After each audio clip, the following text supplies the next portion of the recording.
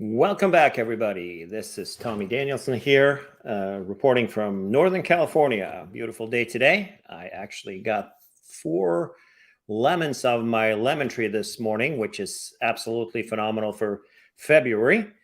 We've got some interesting things we're going to be talking about today. And as normal, we're going to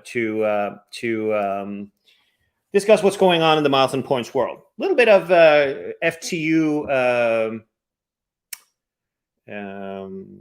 housekeeping items first, and the first housekeeping item of this week is that we're actually doing our first in-person event of the year. Is going to be in Chicago this coming weekend. Unfortunately, it was a late date change, and we are unfortunately not. Going to we're not going to have a big attendance. It was moved a couple of weeks later, about a month ago, which made to a lot of cancellations, but it'll be an intimate event. And we also have the first travel and adventure show of the year where the FTU is a partner as well. So I think it'll be an interesting gig, meaning it'll be a quiet weekend. We don't know yet what the reality is going to be altogether, but at the end of the day, we're going to have a good time, as we always do. See that Charles is trying to log in here. Let me try and see if he's having some issues getting in. Charles, let me try and send you a link directly here and see how that will do, because I can actually do that. First guest today, I wanted to get a lawyer to come in, and he is the lawyer of, very, very, he's a very known guy in the community who lives in North Carolina, Charles Kunz. I think that he is the guy who tried to just call me. I'm not sure if it was, but we're going to talk a little bit about the Hertz incident. Before we do, let's just, there he is. Hey, Charles. How are we doing, Tommy? Was it you to try to give me a jingle? Nope, it wasn't me. It was another 702 number. Crazy at the same time. Thanks for joining us. And I think that just for the record, I mean, we only know one part of this story here about this Hertz guy who is incarcerated down in Florida. And as of this, I just Googled like 20 minutes ago, it seems like he's still incarcerated in Florida.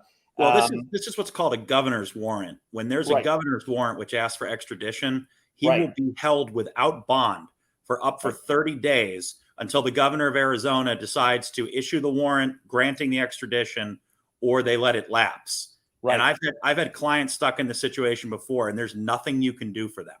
They're going to be held until this is settled between the states. Right. And we don't know really, just as a disclaimer, we've heard this side of the story. We saw the guy sobbing on NBC in the morning. And it's obviously a traumatic experience for somebody who is in that situation that shouldn't be, which is sometimes the case. But I believe that there is a class action suit going on, and 330 people have been wrongfully incarcerated in a similar fashion a year on average. Yeah, the lawyer who's representing them has a video that's on YouTube where he kind of talks about the case a little bit. And got it. I didn't find that. Do you mind running through a little bit so we try and get the facts as close as possible here? So that's kind of where you're on, because you're always right on the money and very honest guy. So I think that maybe if you can run through it, like really. In what is it that we're looking at here, and how did these guys get into that situation? Well, the main case we're looking at here, it seems like this guy was extending his rental. Right. And anyone who's tried to use the Hertz app knows it's worthless. Right. So presumably he was calling in.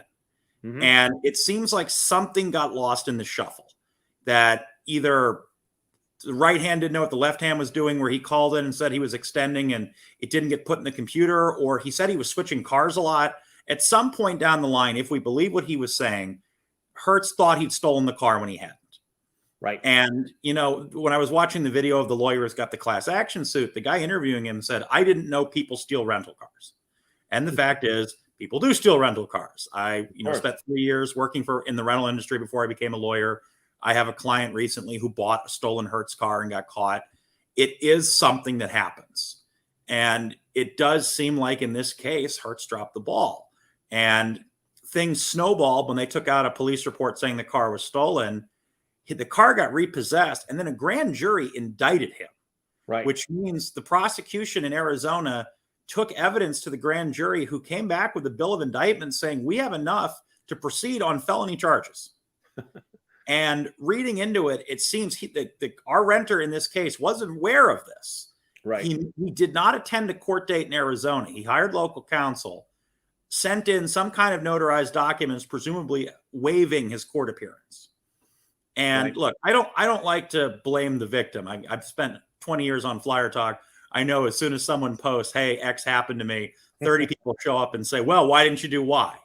Right. But I am surprised when this guy got pulled over, told there were charges against him, found out he was indicted by a grand jury, that he wasn't at that court appearance 5 minutes before it started. Right. I am surprised he didn't have a lawyer working on this already. Right. It does, you have to self-advocate, and I don't think it's his fault, but I am surprised he didn't take more action than he did. Right. So in reality, means that he went back to New Hampshire from Arizona and didn't get anything in the mail, or do you he got something in the mail because he hired a lawyer to attend the hearing in Arizona. So he knew a grand jury had indicted him. Mm-hmm. And I have seen these letters. When they come to you, it should put the fear of God in you. Right. It just says a grand jury has returned a bill of indictment that gives the prosecution the empowerment to try you on these charges. Mm-hmm. And I am surprised he wasn't raising holy hell. Lawyers everywhere trying to figure out what was going on. And then, I get Arizona's far away. He probably had commitments, but not going to a felony court appearance is surprising for me. This guy obviously has means. Right. Every article mentions he spent $15,000 with Hertz in the last couple of years. He was on a cruise when he got arrested. I am surprised he was not more proactive. He'd already been pulled over, told he stole the car, and found out the grand jury indicted him. Right. So when you are indicted, and if you don't show up, do you get like a letter say from the court saying that, hey, guy, we just had a get together here and there's a warrant out for your arrest, or does that not happen? No, it doesn't happen. But he had a lawyer. He had a lawyer who went to court for him. So, and I hate casting doubt on members of the bar, because the first thing that everyone does is blame their lawyer. But this guy's lawyer didn't tell him, hey, this is what went down at this court date. By the way, you have an order out for your arrest. Yeah, that's heavy stuff. And I find it shocking that they got CBP to pull this guy off his cruise ship. Mm-hmm. I mean, at worst, he's a car thief. He didn't hurt anybody. He stole a car at worst. And I'm not saying he did. But they pulled out the big guns on this.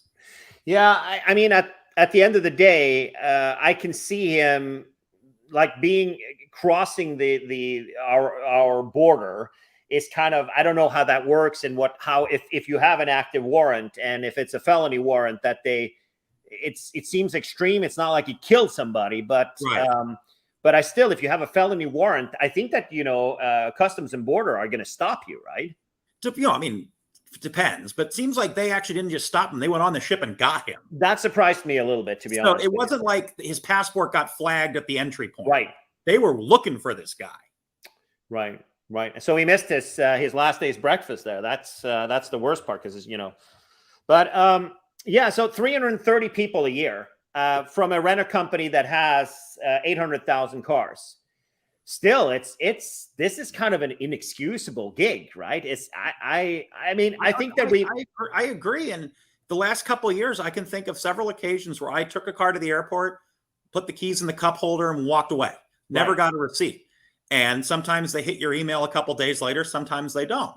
Right. And I tell you, I'm certainly going to be thinking twice about doing that. I think from now on, I'm going to make like my friend Brian Watson and demand a receipt, so I know the car's broke. Yeah, no, I completely, that's the best advice at this point. I mean, it seems like from what I've read that it is primarily people who have extended their rentals, right? Sure. So if you haven't extended a rental, I think that it's highly doubtful that you that you would be a victim to this stuff. And 330 people is, in the grand scheme of thing. And that was the argument of the Hertz lawyer, right? Well, it's only, 330 people, but 330 people in the big house, or what do we do? Is it the big house when you're kind of just in a holding thing now? No, you're held at the county jail, which is worse because you're crammed in there, you're sharing toilets, right? Everyone has COVID, and you can't do anything. There's no. It's like, if you go to prison, they usually have you can join clubs and learn how to speak a second language or whatever. In jail, you're just sitting there and the lights are on all the time. Wow. And he's been there now since Friday? Something like that. I believe I looked at the latest articles today. It says he's still there. And I think he's going to be there for 30 days, especially as, let's say, Hertz realizes we screwed up. It's not like they can just call the cops and say, oh, hey, we were wrong about that. There is a valid order for arrest entered. Someone has to go in front of the judge who issued that order for arrest and recall it. Right. So Hertz would presumably have to get in contact with the district attorney, who would have to agree with his defense counsel to get that warrant recalled. And a lot of these articles and the videos are saying, oh, well, why hasn't Hertz said this police report was wrong? Well, even if they do, it's not like this, he magically gets let out. He is stuck in this system now. Yeah, so they have to go. If I understand correctly, what you're saying is they have to go in front of the judge in Arizona. Correct. And then the Arizona guy has to contact the Florida guy. And, wow. Yeah. And, I think he's going to have a big fat lawsuit against Hertz if everything he said was true. But that's cold comfort when you're sitting in jail. I think I'm a pretty. I was just saying that to Melinda the other day. I wish it was me, because then I could retire. Because I honestly, it doesn't scare me. Not that I've ever been in the situation, so I don't know how I would react though. But it's deservedly so. I mean, it's obviously he went on TV, he was crying, and he was calling for his mother and all that kind of stuff. So it might have been traumatic for him, right? So So no, that's kind of crazy. But so the advice that we're talking about here is to get your receipt when you turn the car in. And I would also say, if you're extending your rental, if you can, do it in person. Right. Go back and return that car and get a new one. Yeah. Or even if you just want to keep the same car, go in, say, hey, it's me, Tommy Danielsen. I want to keep this car another 5 days. Get a new contract. Right. Yeah, I think that's solid advice. I mean, I think that's what you need to do, is as long as Hertz keeps having these problems, because I mean, 330 people. I'm guessing that's 329 more than National or the other guys have. I don't. Sure. I've never heard of anybody else having the same issues. Well, I mean, Hertz has bad IT. They're in bankruptcy. They've had issues. Hertz local experiences are often really bad. Right. So I'm not surprised it's happening to them. Right. And, it is, I do have some sympathy. When I was in the rental car industry, it was horrible when somebody stole one of our cars. Right. And I'm actually shocked the police are taking this so seriously. Most time in my experience, the police didn't care. Right. I completely agree. It's a lot. They wouldn't spend a lot of, depends on where it is. Right. They won't spend it. They don't have the resources. I mean, it's the same thing. Like, nobody in Chicago's history, when I was living there, I was never, ever pulled over for any driving, driving my S6 on my way to work, doing 80 and a 55. There was no way nobody would ever have the resources to stop me. Then I moved to the burbs, and within the same weeks, I had 2 tickets. Yeah. So, and going 5 over or 6 over was one of the tickets. It was like, wow, you cops, you guys out here, you don't have a lot to do. So it must have been an interesting thing. But last thing I want to talk to you about. So this is a big day this week. We're seeing that Southwest is bringing back booze in coach. I'll drink to that. Literally. I got a voucher. I have a Southwest flight. They actually sent me a voucher. So for the first time in history, a voucher has appeared for good to hear. Yeah, for a couple of years now. Well, I've been holding on to these since 2020, so I'm looking forward to using them again. I do have. I got to look for those, but there's no way I'll find them. But no, but I think that at the end of the day, it's. I mean, I think that I honestly, looking at the way things are in the rest of the world, when there's alcohol in flight, especially in Europe with the EasyJets and the Ryanairs, and also to an extent Norwegian from Norway, especially since Norway, where I'm from, we have the 300% alcohol tax. So bottle of so when it's hard liquor, a bottle of gin, a bottle of Tanqueray is like $100. The second most expensive beer I ever had was in Oslo. Right. The most expensive was a Dodger Stadium, but Oslo came in a close second. Yeah, or Yankee Stadiums is obviously also the same gig, but at the end of the day, those flights that goes, you will often see, because when you go to the international part of the airport, then you can do the duty free, right? And you can also buy beer at the bars duty free. So you'll see people, Norwegians, sitting there at 6 o'clock in the morning, throwing down a couple beers on their way to X, when they're traveling internationally. So there are disruptions when there's alcohol involved, regardless of masks or anything else. Do you think that we're going to see a lot of more fight clubs going on now because of the booze coming back?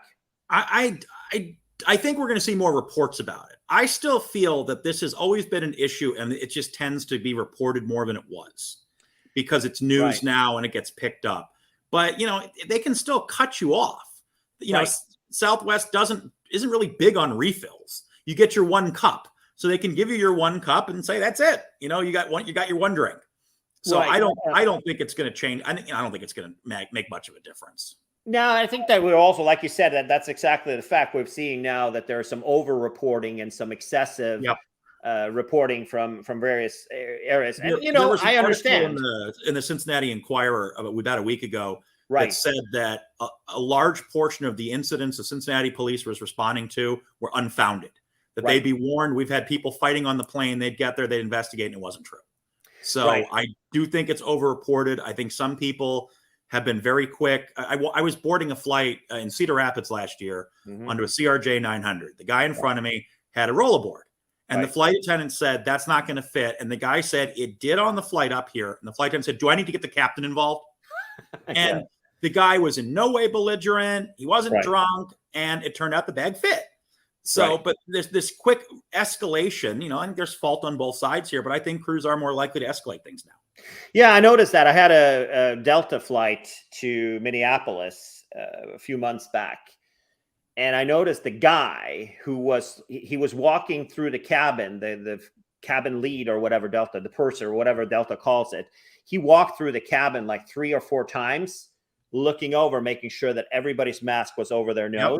Yep. And it was like, I told you the last time. It's like looking for trouble, right? It seemed very aggressive and excessive, and I think you're right. I was like, wow, that seems like an overreaction, and also a dude that was like, it looks like your water is almost empty. I said, I have a sip left, and it was like, take your mask on and take it off when you take the last sip. So yeah, there is a lot. I'm sure that everybody's sick of this stuff, but cool heads prevail, I guess. I do want to make one last point on our Hertz thing before I forget. I want to say, if you are somebody who gets caught up like this guy did, and you find out, hey, we think your car's stolen, you call a lawyer right away. I think that's a solid advice. You get proactive on it. You don't try to deal with Hertz yourself. They already think you're a criminal. You hire a lawyer and let them do it for you. Spend the money, because otherwise you might end up in jail. Well, that's solid advice. And I will also tell you, I had a different experience with Hertz. This is a few years ago. This was like 2012 or something like, Jamie, you're not supposed to go in directly, Sonny. I'll bring him on in a minute. We were down in Houston, and we were at some barbecue do of some kind in 2012. And I had a Prius, and I was on the highway. We were going to get something in the morning. I don't remember what it was. And we were getting back to the airport to take a flight. We're at the Sheraton by the airport. Drove that Prius, was on the highway, didn't notice there was a shovel on the highway. Ran over that shovel and noticed that the gas was starting to go down. And pulled up in front of the Sheraton right down like 5 minutes away, and it was pouring gas out of the car. I just filled it up because we were heading back to the airport to dump it off. Melinda dropped off at the Sheraton. The Hertz station is like literally right around the corner from that Sheraton. And we drove in, and I parked the car outside, and he was like, come in. I said, no, I don't think you want the car in there, man. And the guy came out, he took the keys, I got a receipt, and you'll hear from us because of the damage. And I was like, great, that's all good. Didn't hear anything, didn't get charged or anything like that. 3 years later, I got a letter from them stating that they had dropped the claim because they couldn't prove that I damaged the car. Oh, wow. So that was 3 years later. I remember it was long time. It's like I got a letter from Hertz, and I rented it in the meantime many times from them. They were my main, for a while. I did do some national in between, but mostly Hertz rental is kind of my company. And it's, I was surprised at 3 years. And it's like, wow, you don't want my money? I was like, we'll send you a bill because, I think the deductible was like $500 or something. And I got an estimate for like $332 or something. And then I didn't hear anything. So I thought they would just take it out of the credit card or something, but apparently not. And they didn't want the money. So obviously they've got some challenges over there for sure. Hey, bank error in your favor. Yeah, no kidding. All right, Charles, thanks for stopping by. Good to see you again. Tommy. Hope to see you out there soon in one of our gigs that's happening this year, so we can keep our glasses on where they are, because we got some drinking to catch up on. Yes, sir. Always good to see you. Thank you for coming by. All right, Jamie. We're gonna. I don't even know how I got in there. Yeah, you come down at the bottom first, because obviously I set you as the admin because you were supposed to do Rudy's show today, and because of the storm in Chicago. So I'm definitely going to remove you as admin because you're not supposed to get straight in there. All right. We got Chicago coming up this weekend, and you're going to be talking about credit cards and thinking a little bit about what we've got going on the credit card front lately. Is there anything that has changed in the last couple of weeks or months since we last talked about this? Sign-up bonuses and things like that.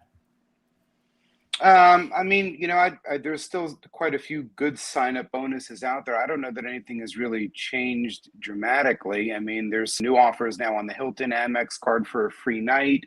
The Venture X bonus is still out there. I mean, I don't know. 100,000 on really... what are we talking about for the preferred, Sapphire preferred? I think it's 60. Double check me on that. Am I wrong? Yes, you're right. It's 60, but I did see a link out today in one of the Facebook groups that there is an 80,000 one out there. Got it. Yeah, the public offer is 60,000. Do we still recommend that card?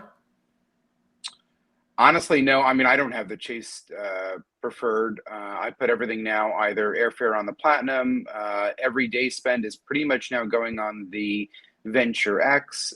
Dining is going on my Gold card. And that's kind of pretty much the big stuff. I do have a Marriott card that I'm putting a lot of spend on because I just transferred a whole bunch of miles from there to United. So I need to replenish that a little bit. But I think most of my spend is kind of concentrated between those 3 or 4. Interesting. Right.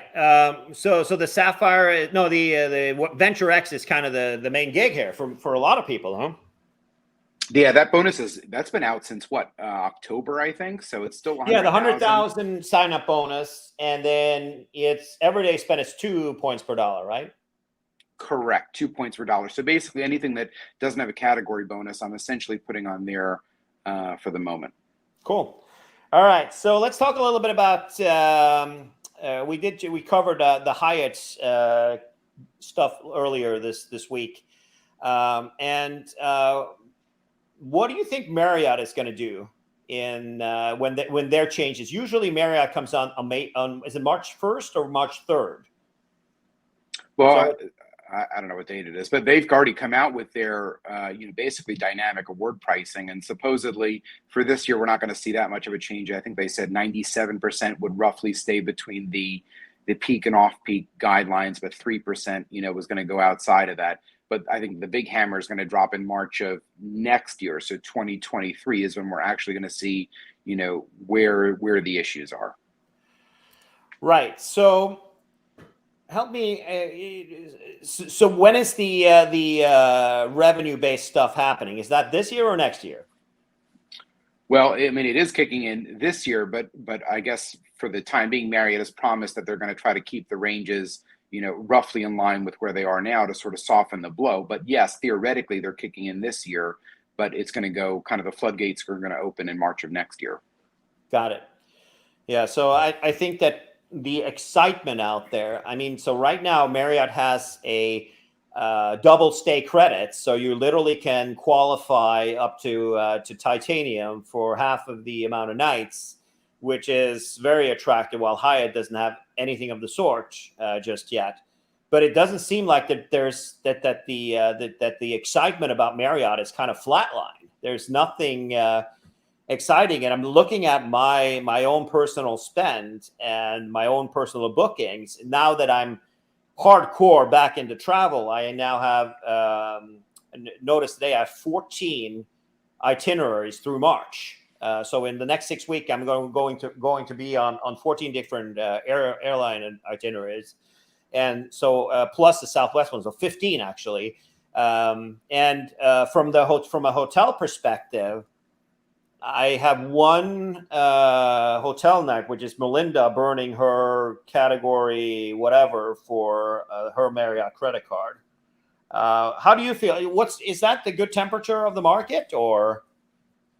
So here's my thoughts on Marriott right now. First of all, I think the cash rates, at least for the hotels that I'm looking at, are still somewhat decent, and so I'm not willing to burn the points just yet. But here's where I really am shying away from actually using Marriott points at Marriott hotels, is these resort fees. I mean, this has got to go, right? As a titanium, right, and then also as a globalist, I have purposely booked away. I can't tell you the amount of times in the last year, especially with warmer destinations, Hawaii and whatnot, trying to, sort of escape from COVID, where I have purposely not booked in Marriott because of the resort fees. And so I'm going to continue down that trend. There's no reason to look away from that as long as Hyatt keeps that benefit in place. There is zero reason to book a Marriott in that case. So, I mean, for the moment, I'm stockpiling my Marriott. As I said, I transferred, I think, $240,000 to United because I have a specific redemption in mind, but I'm going to use it for other things, not necessarily actual Marriott stays.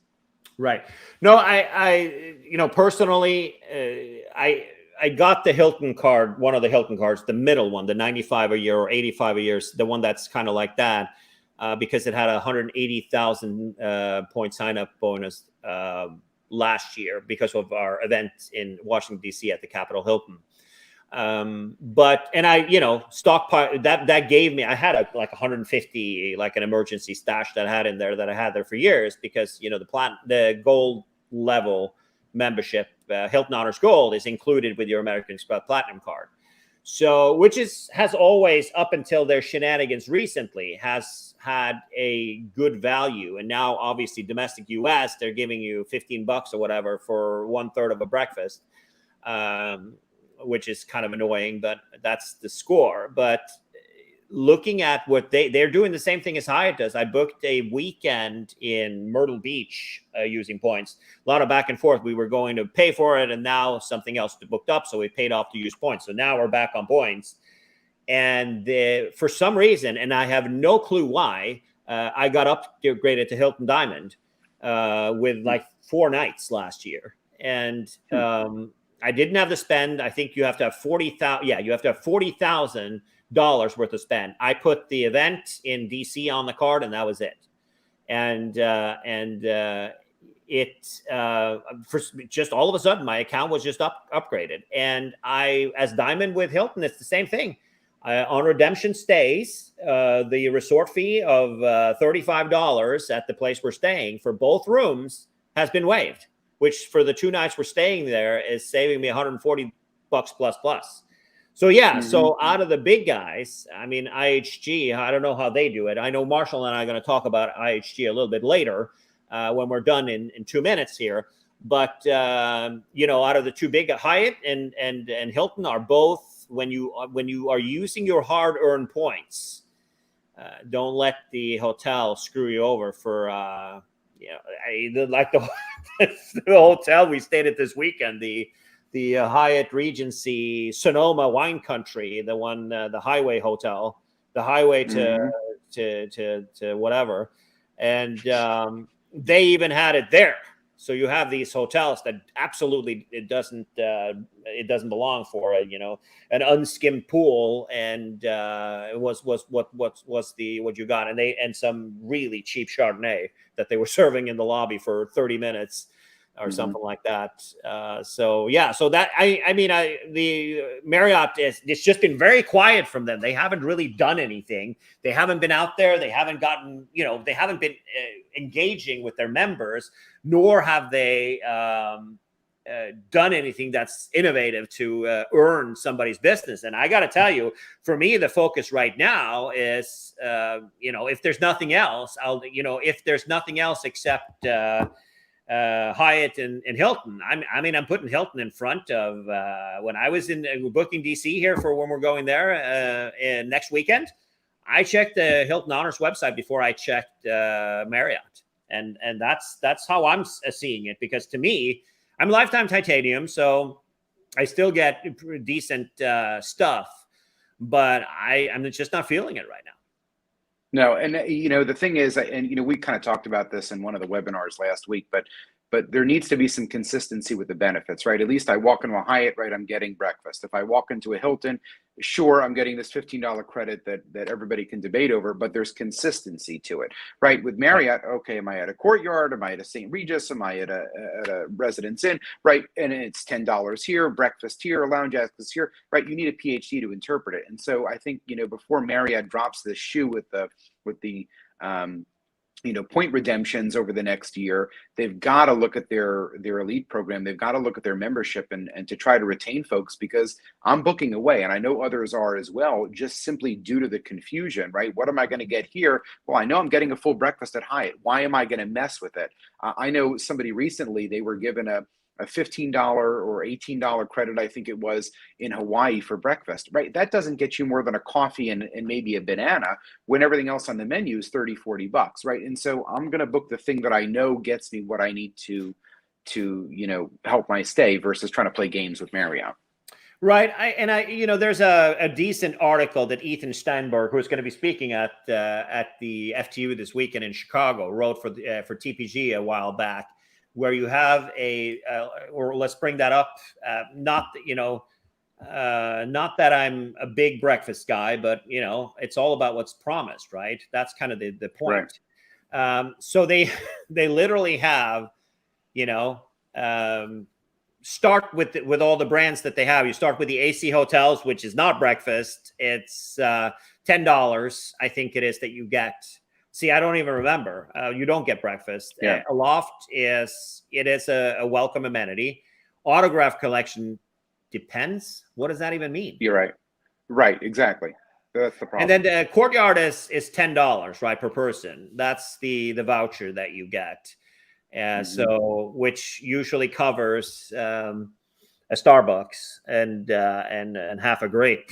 Right. And you've got people, honestly, trying to so-called game the system just to actually get what they probably should have gotten to begin with, right? You've got Courtyards where you've got a $10 food and beverage credit. You're a single person in a room. You just tell the front desk there's a second person, so you can get $20. You can actually get. But that's not legitimate gaming breakfast. The system. You're promised breakfast. You can't get breakfast at any hotel in the world. You can't get breakfast for $10 unless you are at Mama's Inn in Pattaya. Then you're not going to be able to do that.